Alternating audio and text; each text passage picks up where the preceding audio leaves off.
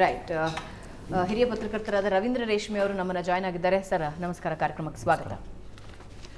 So ಮೊದಲಿಗೆ ರವೀಂದ್ರ ರೇಷ್ಮೆ ಅವರ ಮಾತಾಡಿಸಿ ಮುಂದೆ ರಾಜಕೀಯ ಪಕ್ಷದ ವಕ್ತಾರರನ್ನ ನಾನು ಮಾತನಾಡ್ತೀನಿ. ರವೀಂದ್ರ ರೇಷ್ಮೆ ಅವರೇ, ಮೋದಿ ಬಹುಮತ ಗಳಿಸಿ ಬಂದರೆ ಸಾಧ್ಯಾಸಾಧ್ಯತೆಗಳನ್ನು ನಾವು ವೀಕ್ಷಕರಿಗೆ ಹೇಳ್ತಾ ಇದ್ದೀವಿ. ಒಂದು ವೇಳೆ ಮೋದಿ ಬಹುಮತ ಗಳಿಸಿ ಬಂದರೆ ಕರ್ನಾಟಕದಲ್ಲಿ ಆಗುವ ರಾಜಕೀಯ ಬದಲಾವಣೆಗಳು, ಪ್ರಮುಖವಾಗಿ ಕಾಂಗ್ರೆಸ್ನಲ್ಲಿ ಏನನ್ನಿಸ್ತಿದೆ ನಿಮಗೆ? ನಾನು ಮೊನ್ನೆ ಸಿದ್ದರಾಮಯ್ಯನವರು ತಮ್ಮ ಸರ್ಕಾರದ ವಾರ್ಷಿಕೋತ್ಸವದ ಸಂದರ್ಭದಲ್ಲಿ ಮಾಧ್ಯಮದ ಒಂದು ಸಮೂಹಗೋಷ್ಠಿಯನ್ನು ಉದ್ದೇಶಿಸಿ ಮಾತಾಡಿದಾಗ ಒಂದು ಪ್ರಶ್ನೆ ಕೇಳಿದೆ ಅವ್ರಿಗೆ. 10 ವರ್ಷಗಳ ಹಿಂದೆ ಆವತ್ತಿನ ಗುಜರಾತ್ ಮುಖ್ಯಮಂತ್ರಿಗಳು ತಮ್ಮ ಗುಜರಾತ್ ಮಾಡೆಲ್ ಅನ್ನೋದನ್ನು ಮತದಾರರ ಎದುರಿಗಿಟ್ಬಿಟ್ಟು ಗೆದ್ದು ಪ್ರಧಾನಮಂತ್ರಿ ಆಗಿಬಿಟ್ರು. ಇವತ್ತು ಇಡೀ ರಾಷ್ಟ್ರಾದ್ಯಂತ ಕರ್ನಾಟಕ ಮಾಡೆಲ್ಲೇ ತುಂಬ ಸಂಚಲನ ಮೂಡಿಸ್ತಾ ಇದೆ. ಹೋದಲ್ಲಿ ಮೋದಿ ಬಾಯಲ್ಲಿ ಕೂಡ ಗ್ಯಾರಂಟಿ ಅನ್ನೋ ಶಬ್ದ ಬರ್ತಾ ಇದೆ.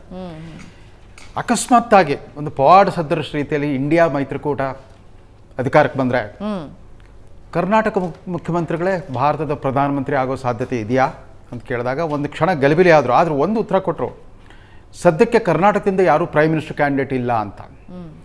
ಈ ಹೇಳಿಕೆಗೆ ನಿನ್ನೆ ಅವರ ಸಚಿವ ಸಹೋದ್ಯೋಗಿ ಬೆಳಗಾವಿ ರಿಪಬ್ಲಿಕ್ನ ಸರ್ದಾರರ ಪೈಕಿ ಒಬ್ಬರು ಸತೀಶ್ ಜಾರಕಿಹೊಳಿ ಹೇಳಿದ್ದಾರೆ, ಯಾಕಿಂತ ಉತ್ತರ ಕೊಟ್ಟರು ಮುಖ್ಯಮಂತ್ರಿಗಳು? ಯಾಕೆ ನಮ್ಮ ಮಲ್ಲಿಕಾರ್ಜುನ್ ಖರ್ಗೆ ಅವರು ಈಗ ರಾಷ್ಟ್ರೀಯ ಅಧ್ಯಕ್ಷರಾಗಿಲ್ವಾ? ಇಂಡಿಯಾ ಮೈತ್ರಿಕೂಟದ ಹಿರಿಯ ನಾಯಕರೇ ಅವರು, ಅವ್ರ ಹೆಸರು ಯಾಕೆ ಹೇಳಲಿಲ್ಲ ಅಂತ. ಸೊ ಮೋದಿ ಅಧಿಕಾರಕ್ಕೆ ಬಂದರೆ ಸಿದ್ದರಾಮಯ್ಯನವರು ಏನೂ ಸಾಬೀತು ಮಾಡಬೇಕಾಗಿಲ್ಲ. ಮೋದಿ ಥರನೇ ಸಿದ್ದರಾಮಯ್ಯ ಕಳೆದ 10 ವರ್ಷಗಳಲ್ಲಿ ತಮ್ಮ ಎಲ್ಲ ರಾಜಕೀಯ ಆಕಾಂಕ್ಷೆಗಳನ್ನು ತೀರಿಸ್ಕೊಂಡ್ಬಿಟ್ಟಿದ್ದಾರೆ. 2ನೇ ಬಾರಿಗೆ ಮುಖ್ಯಮಂತ್ರಿ ಆಗಿಬಿಟ್ರು. ಆಮೇಲೆ ಆದಷ್ಟು ಕಳಂಕರಹಿತ ಮುಖ್ಯಮಂತ್ರಿ ಅನ್ನೋ ಒಂದು ಪ್ರತೀತಿನ ಇಟ್ಕೊಂಡು ಬಂದುಬಿಟ್ಟಿದ್ದಾರೆ. ಮೋದಿ ಕೂಡ 23 ವರ್ಷಗಳಿಂದ ಎಲ್ಲನೂ ತಮ್ಮ ನಾಯಕತ್ವದ ಎಲ್ಲ ಆಯಾಮಗಳನ್ನು ಸಾಬೀತು ಮಾಡಿಬಿಟ್ಟಿದ್ದಾರೆ. ಹಾಗಾಗಿ ಸಿದ್ದರಾಮಯ್ಯ ನಿರಾಳವಾಗಿರ್ತಾರೆ ಅಂತ ಕಾಣುತ್ತೆ. ಮೋದಿ ಬಂದರೆ ಇನ್ನೂ ಹೆಚ್ಚು ನಿರಾಳವಾಗಿರ್ತಾರೆ. ಹೌದು, ಮೋದಿ ಬರದೇ ಇದ್ದಾಗ ಸ್ವಲ್ಪ ಕಷ್ಟ ಆಗುತ್ತೆ. ಯಾಕಂದ್ರೆ ನೀವು ನೋಡಿದ್ರಿ, ಭಾರತ್ ಜೋಡೋ ಯಾತ್ರಾ ಕರ್ನಾಟಕದಲ್ಲಿ ಪಾಸ್ ಆಗ್ತಿರುವಾಗ ಇವರೆಲ್ಲ ಅವ್ರ ಜೊತೆಗೆ ನಡೀತಾ ಇದ್ರು. ಇದ್ದಕ್ಕಿದ್ದಂತೆ ಅಖಿಲ ಭಾರತ ಕಾಂಗ್ರೆಸ್ ಅಧ್ಯಕ್ಷರ ಚುನಾವಣೆ ಸಂದರ್ಭ ಬಂತು. ಅಶೋಕ್ ಗೆಹ್ಲೋಟ್ ಅವ್ರ ಹೆಸರಿದ್ದಾಗ ಇವರೆಲ್ಲ ನೆಮ್ಮದಿಯಿಂದ ಇದ್ರು. ಅಶೋಕ್ ಗೆಹ್ಲೋಟ್ ಹೆಂಗೋ ಆಗಿಬಿಡ್ತಾರೆ ಹೈಕಮಾಂಡ್. ಯಾವಾಗ ಅಶೋಕ್ ಗೆಹ್ಲೋಟ್ ಒಂದಿಷ್ಟು ಕಂಡೀಷನ್ ಹಾಕಿಬಿಟ್ಟು ತಮ್ಮ ಚಾನ್ಸ್ ಕಳ್ಕೊಂಡ್ರು, ಏಕ್ದಮ್ ಮಲ್ಲಿಕಾರ್ಜುನ್ ಖರ್ಗೆ ಅವ್ರ ಹೆಸರು ಮುಂಚೂಣಿಗೆ ಬಂತು. ಅವರು ನಾಮಪತ್ರ ಸಲ್ಲಿಸಿದ ಕ್ಷಣದಲ್ಲೇ ಕರ್ನಾಟಕ ನಾಯಕರಿಗೆ ಒಂದು ಕ್ಷಣ ಆಘಾತ ಆಗೋಗ್ಬಿಡ್ತು. ಒಬ್ಬರು ಕೂಡ ಸಂಭ್ರಮದಿಂದ ಸ್ವಾಗತಿಸಲೇ ಇಲ್ಲ.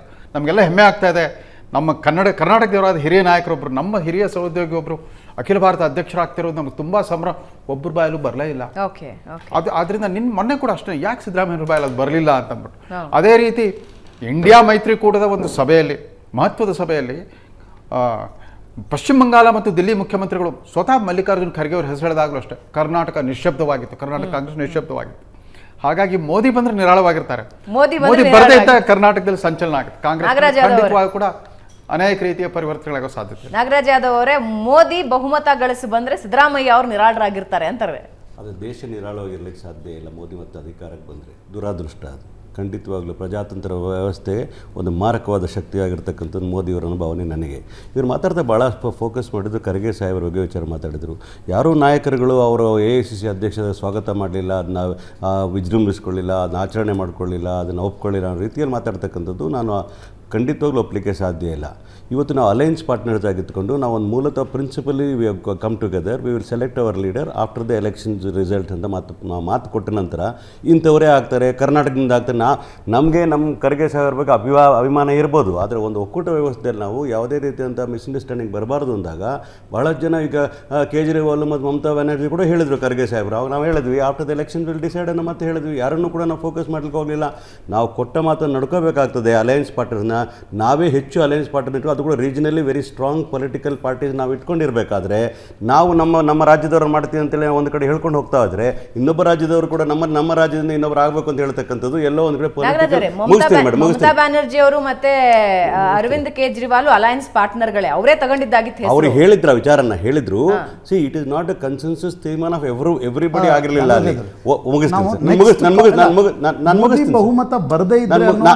ಮುಗಿಸ್ತೀನಿ ಸರ್, ಇಲ್ಲ ಮೋದಿ ಬಹುಮತ ಬಂದ್ರೆ ನಾನು ಅಲ್ಲಿಗೆ ಬರ್ತೀನಿ ನಾನು. ಯಾಕಂದ್ರೆ ಇಲ್ಲಿ ಬಹಳ ಯಾಕಂದ್ರೆ ಕರ್ನಾಟಕದಲ್ಲಿ ಒಬ್ಬ ರಾಷ್ಟ್ರ ಮಟ್ಟಕ್ಕೆ ಬೆಳೆದಿರತಕ್ಕಂಥ ಬ್ಲಾಕ್ ಕಾಂಗ್ರೆಸ್ ಅಧ್ಯಕ್ಷ ಆಗಿರೋರು, ಕೇಂದ್ರದಲ್ಲಿ ಅಧ್ಯಕ್ಷ ಆಗಿರ್ತಕ್ಕ ರಾಷ್ಟ್ರೀಯ ಕಾಂಗ್ರೆಸ್ ಪಕ್ಷ ಅಧ್ಯಕ್ಷರಾಗಿರ್ತಕ್ಕಂಥ ನಮ್ಮೆಲ್ಲರ ಹೆಮ್ಮೆ ಅನ್ನೋ ಭಾವನೆ ಹೇಳ್ತೀವಿ ನಾವು.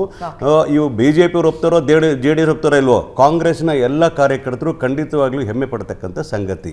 ಆ ನಾಯಕನ ಬಗ್ಗೆ ನಾವು ಸಹಮತ ಇಲ್ಲ ಅಂತಕ್ಕಂಥ ಮೆಸೇಜ್ನ ಕೊಡ್ತಕ್ಕಂಥ ಸಿದ್ದರಾಮಯ್ಯ ಸಾಹೇಬರು ಕೂಡ ಮೊನ್ನೆ ಇವರು ಸಮಾಜದಲ್ಲಿ ಕೇಳಿದ ನಾ ಇದ್ದೆ, since it was crowded little away sitting in the hall. ಅದು ವಿಚಾರ ಏನಕ್ಕೆ ಹೇಳ್ತಾರೆ ಅಂದರೆ, ನಾವು ಯಾರನ್ನು ಕೂಡ ಈಗ ಫೋಕಸ್ ಮಾಡ್ಲಿಕ್ಕೆ ಹೋದರೆ ಅದು it will have a problem on our alliance partner. ಅದಕ್ಕೋಸ್ಕರ ಹೇಳಿದ್ವಿ. ಹಾಗಾಗಿ ನಾನು ಹೇಳ್ತಾ ಇರ್ತಕ್ಕಂಥದ್ದು ಖರ್ಗೆ ಅವ್ರಿಗೆ ಅದು ಸಿಕ್ಕದೆ ಆದರೆ ಖಂಡಿತವಾಗ್ಲೂ we will all be happy ಅನ್ನೋ ಮಾತು ಹೇಳ್ತಾ ಇದ್ದೀವಿ. ಮೋದಿ ಅವರು ಬಹುಮತ ಬಂದರೆ ಏನಾಗ್ತದೆ ವಿಚಾರ ನೋಡೋಣ. ಮೋದಿ ಅವರಿಗೆ 10 ವರ್ಷಗಳ ಆಡಳಿತ ನಡೆಸಿದ್ದಾರೆ, ದೇಶದ ಪ್ರಧಾನಿಗಳ ಕೆಲಸ ಮಾಡಿದ್ರೆ ಅತ್ಯಂತ ಗೌರವದಿಂದ ನಾನು ಹೇಳ್ತೀನಿ. ಆದರೆ ಅವರು ಹೇಳಿದ ಮಾತಂಗೆ ನಡ್ಕೊಂಡಿಲ್ಲ ಅಂತಕ್ಕಂಥ ಸ್ಪಷ್ಟವಾಗಿರ್ತಕ್ಕಂಥದ್ದು ನಮ್ಮ ಕಣ್ಣು ಮುಂದೆ ಕಾಣುತ್ತೆ. ಸಬ್ಕಾ ಸಾಥ್ ಸಬ್ಕಾ ವಿಕಾಸ್ ಸಬ್ಕಾ ವಿಶ್ವಾಸನ ವಿಚಾರ ಹೇಳ್ತಾರೆ. ಅದು completely is failed in that matter ಅಂತ ಹೇಳ್ತೀನಿ. ಯಾಕಂದರೆ ಅವರು ಈ ದೇಶದಲ್ಲಿ ಇರ್ತಕ್ಕಂಥ ಎಲ್ಲ ವರ್ಗಗಳಿಗೆ ಅಧಿಕಾರ ವಿಕೇಂದ್ರೀಕರಣ ನಂಬಿಕೆ ಇಲ್ಲವೇ ಇಲ್ಲ ಅವರಿಗೆ. ಎಲ್ಲೋ ಒಂದು ಕಡೆ ಅವರು ಎಲೆಕ್ಷನ್ನ ಕ್ಯಾಂಪೇನ್ ತಗೊಂಡೋಗಿ 10 ವರ್ಷಗಳ ಇವತ್ತು ನೋಡಿ, that is the party with difference ಅಂತ BJP ಯಾವಾಗಲೂ ಪ್ರತಿಪಾದನೆ ಮಾಡ್ಕೊಂಡು ಬಂದಿರತಕ್ಕಂಥದ್ದು. ಚುನಾವಣೆಯಲ್ಲಿ 2014ರಿಂದ 24 ನಡೆದ ಚುನಾವಣೆಯಲ್ಲಿ 10 ವರ್ಷದ ರಿಪೋರ್ಟ್ ಕಾರ್ಡ್ನ ಜನಗಳ ಮುಂದೆ ಇಡಲೇ ಇಲ್ಲ. ತಾಳಿಯಿಂದ ಹಿಡಿದು ಮುಸಲ್ಮಾನರು ರಿಸರ್ವೇಷನ್ ಇದನ್ನೇ ಮಾತಾಡ್ಕೊಂಡು ಹೋದ್ರು. ಬೇರೆಯವ್ರು ಮಾತಾಡಿದ್ರೆ ಅರ್ಥ ಬೇರೆ ಬರ್ತಾ ಇತ್ತು. ಆದರೆ ದೇಶದ ಪ್ರಧಾನಿಯಾಗಿ ನಾನು 10 ವರ್ಷಗಳ ಕಾಲ ಈ ಕೆಲಸವನ್ನು ಮಾಡಿದ್ದೀನಿ, 10 ವರ್ಷಗಳ ಇಷ್ಟು ಉದ್ಯೋಗಗಳನ್ನು ಸೃಷ್ಟಿ ಮಾಡಿದ್ದೀನಿ, 10 ವರ್ಷಗಳೆಲ್ಲ ಹಿಂದಿನ ಸರ್ಕಾರ ಮಾಡಿದ ಸಾಲಗಳನ್ನು ನಾನು ತೀರಿಸಿದ್ದೀನಿ, ಇಷ್ಟು ಸರ್ಪ್ಲಸ್ನ ಹತ್ರ ದುಡ್ಡು ಇಡ್ತಕ್ಕ ಬಜೆಟ್ನ ಹತ್ರ ಇಡ್ತಕ್ಕಂಥದ್ದು ತೋರಿಸ್ಬೇಕಾಯಿತು. ಅದರ ಜೊತೆಗೆ ಹೇಳ್ತೀನಿ ಕೇಳಿ, ಇಷ್ಟು ಕೋಮುವಾದಗಳ ಯಾವ ಗಲಾಟೆಗಳಾಗಿತ್ತು, ಕೋಮು ಗಲಭೆಗಳಾಗಿತ್ತು, ಅದನ್ನ ನಾನು ತಡೆಗಟ್ಟಿದ್ದೀನಿ. ಇಷ್ಟು ದೇಶದಲ್ಲಿ ಇಷ್ಟು ಆಸ್ತಿನ ಚೈನಾ ರೋಡ್ಕೊಂಡು ನಾನು ಉಳಿಸ್ಕೊಂಡಿದ್ದೀನಿ. ಇವೆಲ್ಲ ಮಾಡಿದ್ದೇ ಆಗಿದ್ರೆ ಖಂಡಿತ ರಿಪೋರ್ಟ್ ಕಾರ್ಡ್ ಬಗ್ಗೆ ಮಾತಾಡಲಿಲ್ಲ ಅವರು, ಅವರ ಅಚೀವ್ಮೆಂಟ್ಸ್ ಬಗ್ಗೆ ಮಾತಾಡಲಿಲ್ಲ ಅವರು. ಕಾಂಗ್ರೆಸ್ ಹಿಂಗ್ ಮಾಡ್ತದೆ, ಕಾಂಗ್ರೆಸ್ ಹಂಗ್ ಮಾಡ್ತದೆ, ಕಾಂಗ್ರೆಸ್ ಮೀಸಲಾತಿ ಕಿತ್ಕೊಂಡ್ಬಿಡ್ತದೆ, ಕಾಂಗ್ರೆಸ್ ಯಾರ್ದೋ ಹೇಳ್ತಿದ್ದೋ ತಾಳಿ ಕಿತ್ಕೊಂಡು ಯಾರಿಗೋ ಕೊಟ್ಟುಬಿಡ್ತಾರೆ, ಇಷ್ಟು ಜನ ಮಕ್ಕಳನ್ನ ಉಳಿಸಿದವ್ರು ಕೊಟ್ಟುಬಿಡ್ತಾರೆ. ಏನ್ರಿ ಇದು ಏನು ಹುಡುಗಾಟವೇ? ಯಾವುದೋ ಒಂದು ಸಣ್ಣ ಯೂನಿಯನ್ ಎಲೆಕ್ಷನ್ ಮಾಡ್ತಾ ಇದೆ ಅಂತೇಳಿ ದೇಶದ ಚುನಾವಣೆ ಮಾಡುವಾಗ ದೇಶದಲ್ಲಿ ನಾನು ಈ ಕೆಲಸವನ್ನು ಮಾಡಿದ್ರೆ ಮುಂದೆ ಕೆಲಸ ಮಾಡ್ಲಿಕ್ಕಿದ್ದೀನಿ ನಾನು ಅಂತಕ್ಕಂಥ ಬ್ಲೂ ಪ್ರಿಂಟ್ ನ ಕೊಡೋದು ಬಿಟ್ಟು ಪ್ಲಾನ್ ಯೋಜನೆ ರೆಡಿ ಮಾಡಿದೆ ಅಂತ ಹೇಳಿ. ಹಾಗಾಗಿ ಹೇಳ್ತೀನಿ, ಮೋದಿ ಅವರು ದೇಶಕ್ಕೆ ಬರ್ತಕ್ಕಂಥದ್ದು ಕ್ವಶ್ಚನೇ ಇಲ್ಲ. It doesn't come. ಅವ್ರು ಬಂದರೂ ಕೂಡ ಕರ್ನಾಟಕದ ಯಾವುದೇ ಪರಿಣಾಮ ಬೀಳಲಿಕ್ಕೆ ಸಾಧ್ಯ ಇಲ್ಲ. ಯಾಕಂದರೆ ನಾವು 1 ಸೀಟ್ ಇದ್ವಿ, ಈಗ 20 ಸೀಟ್ ಹೋಗೋವರೆಗೂ ಕೂಡ ನಾವು ಪ್ರಯತ್ನವನ್ನು ಮಾಡಿದ್ದೇವೆ, ಪ್ರಾಮಾಣಿಕ ಪ್ರಯತ್ನ ಮಾಡಿದ್ದೇವೆ. ನಮ್ಮ ಸ್ಟ್ರೈಕ್ ರೇಟ್ ಇರಲಿ very high compared to the BJP ಅನ್ನೋ ಮಾತು ಹೇಳ್ತೀನಿ. 110% ನಿಯರಿಂಗ್ ಟು 20 ಮಾಡ್ತಕ್ಕಂಥ ಕೆಲಸವನ್ನು ಮಾಡ್ತೇವೆ. ನಾವು 4ನೇ ತಾರೀಕು ಬಂದಾಗ ಇದೇ ಪ್ರಶಾಂತ್ ಅವ್ರ ಜೊತೆಲಿ ಕೂತ್ಕೊಂಡು ಮಾತಾಡತಕ್ಕಂಥ ದಿನ ಹತ್ತಿರ ಇದೆ, ಮಾತಾಡ್ತೀವಿ. ಈ ಮಾತನ್ನ ನಾನು ಮತ್ತೊಮ್ಮೆ ಪುನರ್ಸೂಚಿಸ್ತೀನಿ ಅನ್ನೋ ಮಾತು ಹೇಳ್ತೀನಿ. Will definitely cross 15 and will reach near 20. ಯಾವುದೇ ಎಫೆಕ್ಟ್ ಆಗೋದಿಲ್ಲ, ಅವ್ರ ಅಧಿಕಾರವೇ ಬರಲ್ಲ ಅನ್ನೋ ಮಾತನ್ನ ಹೇಳ್ತಾ ಇದ್ದೀನಿ. ಚಂದ್ರಶೇಖರ್ ಅವರೇ, ಐ ಥಿಂಕ್ ನಾಗರಾಜ್ ಅವರು ಮಾತಾಡಿದಷ್ಟು BJP ವಕ್ತಾರರು ಕಾರ್ಯಕರ್ತರು ಗ್ರೌಂಡ್ ನಲ್ಲಿ ಏನೇನು ಮೋದಿ ಕೆಲಸ ಮಾಡಿದ್ರು ಅಂತ ಮಾತಾಡಿದ್ರೆ ಚೆನ್ನಾಗಿತ್ತು. ಸರ್ ಫೇಸ್ ಇಲ್ಲ ಮಾತಾಡೋದಕ್ಕೆ. ಮೊದಲನೇದು ಹೇಳ್ತೀನಿ, ಭಾರತಕ್ಕೆ ದುರಂತ ಆಗೋಗುತ್ತೆ ಮೋದಿಯವ್ರು ಗೆದ್ರೆ ಅಂತ ಹೇಳಿದ್ರು. 2014ರಲ್ಲಿ ಮೋದಿಯವರಿಗೆ ಸುಮಾರು 16.5 ಕೋಟಿ ಭಾರತೀಯರು ಓಟ್ ಹಾಕಿದ್ರು. 2019ರಲ್ಲಿ ಸುಮಾರು 20.5 ಕೋಟಿ ಜನ ಓಟ್ ಹಾಕಿದ್ರು. ನಿಮ್ಮದೇ ಎಲ್ಲ ಮೀಡಿಯಾಗಳ ಚಾನಲ್ಗಳು ತೋರಿಸ್ತಾ ಇದ್ದಾವೆ. ಈ ಬಾರಿ ಹತ್ರ 30 ಕೋಟಿ ಜನ ಮೋದಿಯವರಿಗೆ ಓಟ್ ಹಾಕ್ತಾ ಇದ್ದಾರೆ. ಯಾಕೆ ಓಟ್ ಹಾಕ್ತಾ ಇದ್ದಾರೆ ಅಂತ ಹೇಳಿದ್ರೆ, ಎಲ್ಲರ ಜೀವನ ಪರಿಪಕ್ವವಾಗ್ತಾ ಇದೆ. ದಯಮಾಡಿ ಜನಗಳ ಡಿಸಿಷನನ್ನು, ಜನಗಳ ಬುದ್ಧಿಮತಿಯನ್ನು ಹೀಗೆ ಹೇಳಿಬೇಡಿ. ಮೊದಲನೇದು. ಎರಡನೇದು, ಬರೀ ಕೇವಲ ತಾಳಿ ಬಗ್ಗೆ ಮಾತಾಡ್ತಾರೆ, ಕಾಂಗ್ರೆಸ್ ಬಗ್ಗೆ ಮಾತಾಡ್ತಾರೆ ಅಂತ ಹೇಳಿದ್ರು. ಮೋದಿಯವರು ಭಾಷಣ ಮಾಡ್ಬೇಕಾದ್ರೆ ಮಿನಿಮಮ್ 40 ನಿಮಿಷದಿಂದ ಸುಮಾರು 1 ಗಂಟೆ ಮಾತಾಡ್ತಾರೆ. ಅವ್ರು ಏನೆಲ್ಲ ಮಾತಾಡ್ತಾರೆ, ಏನು ಡೆವಲಪ್ಮೆಂಟ್ ಬಗ್ಗೆ ಮಾತಾಡ್ತಾರೆ, ಅದಾದ್ಮೇಲೆ ಏನು ಸೆಕ್ಯೂರಿಟಿ ಬಗ್ಗೆ ಮಾತಾಡ್ತಾರೆ, ಇದನ್ನ ಅನಲೈಸ್ ಮಾಡೋದಕ್ಕೆ ಸ್ವಲ್ಪ ಸಾಮಾನ್ಯ ಜ್ಞಾನವೂ ಬೇಕು, ಅಕ್ಷರ ಜ್ಞಾನವೂ ಬೇಕು. ಅದರ ಜೊತೆಗೆ ಡೆವಲಪ್ಮೆಂಟ್ ಜೊತೆಗೆ ಮತ್ತೆ ಸೆಕ್ಯೂರಿಟಿ ಜೊತೆಗೆ ಇದೇನಾದರೂ ದೇಶ ವಿರೋಧ ಪಕ್ಷಗಳ ಕೈಲೋದ್ರೆ ಏನು ಅನಾಹುತ ಆಗುತ್ತೆ ಅಂತ ಹೇಳಬೇಕಾದಂತಹ ಕರ್ತವ್ಯ ಕೂಡ ಇದೇ ಪ್ರಧಾನಮಂತ್ರಿಗಳದ್ದು, ನಮ್ದು. ಇಲ್ಲಿವರೆಗೂ ಇವತ್ತು ಜಗತ್ತಿನ ಅತಿ ದೊಡ್ಡ ಏನು 3ನೇ ಆರ್ಥಿಕ ಶಕ್ತಿ ಆಗ್ಲಿಕ್ಕೆ ಹೋಗ್ತಾ ಇದೆ, ವಿಶ್ವಗುರು ಆಗ್ಲಿಕ್ಕೆ ಹೋಗ್ತಾ ಇದೆ. ಅಕಸ್ಮಾತ್ ಇವ್ರ ಕೈಲಿ ಸಿಕ್ಕಿದ್ರೆ ನಿಮ್ಮ ಬಾಡಿ ಹೇಗೆ ಬೀದಿಗೆ ಬರುತ್ತೆ? ಹೇಗೆ x-ray? What is the meaning of x-ray? What will you do after x ray?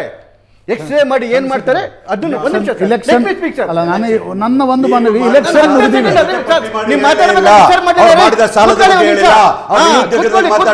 ಹೆಣ್ಣು ಮಕ್ಕಳ ಸುರಕ್ಷಿತವಾಗಿ ಮಾತಾಡಲಿಲ್ಲ, ಬಗ್ಗೆ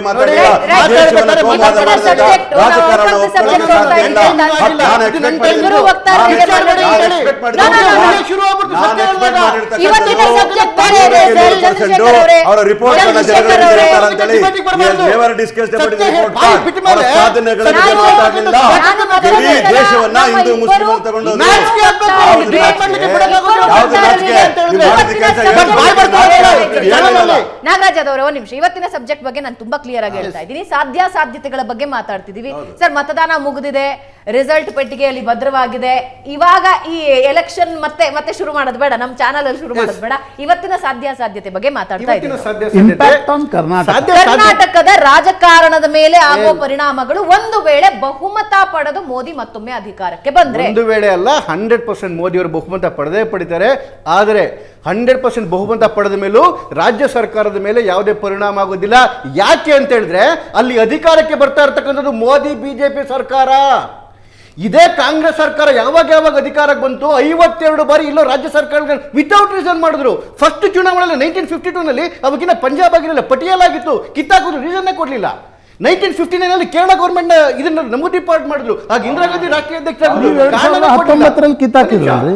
ಬೊಮ್ಮಾಯಿ ಸರ್ಕಾರ ಕಿತ್ತಾಕಿದ್ರು, ಯಾಕೆ ಗೊತ್ತಲ್ಲ. ಆದರೆ ಮೋದಿಯವರ ಸರ್ಕಾರ ಬಂದ್ಮೇಲೆ ಇಲ್ಲಿವರೆಗೂ ಒಂದೇ ಒಂದು ರಾಜ್ಯ ಸರ್ಕಾರಗಳನ್ನ ಅಸ್ಥಿರ ಮಾಡಿಲ್ಲ. ಉದಾಹರಣೆಗೆ 2019ರಲ್ಲಿ ತಡ್ಕೊಳ್ರಿ, ಸಾಧ್ಯವೇ ಇಲ್ಲ. ಸುಮ್ಮನೆ ಯಾಕೆ ಉಚಿತ ಹೇಳ್ತೀರಾ? ಅವ್ರಿಗೆ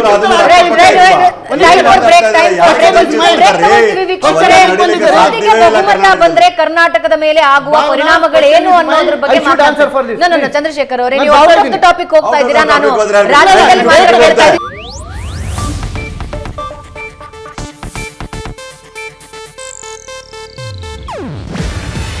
ಇದು ಏಷ್ಯಾನೆಟ್ ನ್ಯೂಸ್ ನೆಟ್ವರ್ಕ್ ಪ್ರಸ್ತುತಿ.